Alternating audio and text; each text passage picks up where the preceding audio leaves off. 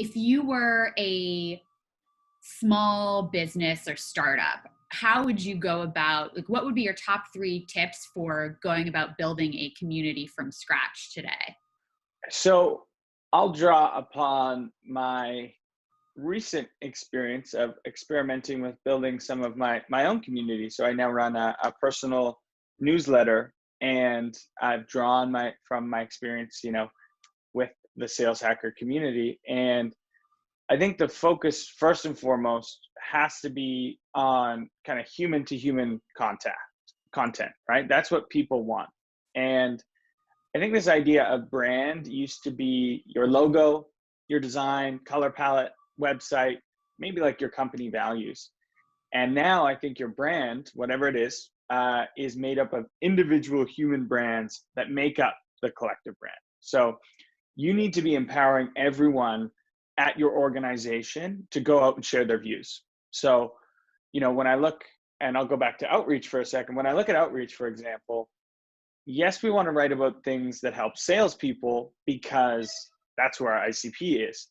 But we also want to be seen as industry leaders in engineering, because we have some of the best in the world, in product, in HR, really everywhere.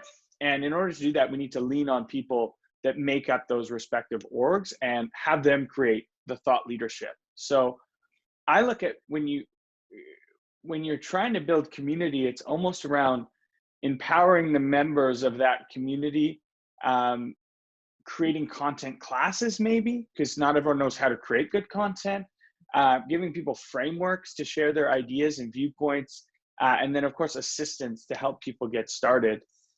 And for me, the greatest growth lever anyway, I've seen with the forecast anyway, has been social proof.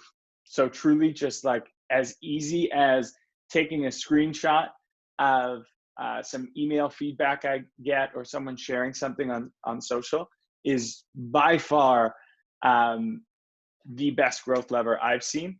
And I can sit there and say it's the greatest thing in the world, but if one other person says it's the greatest thing in the world in one sentence, it goes so much further than what I could say. We did, interestingly enough, a report on Sales Hacker not too long ago, and we asked people under 40, so there was an age bracket, under 40, where were they making their decisions? What content was informing their decisions?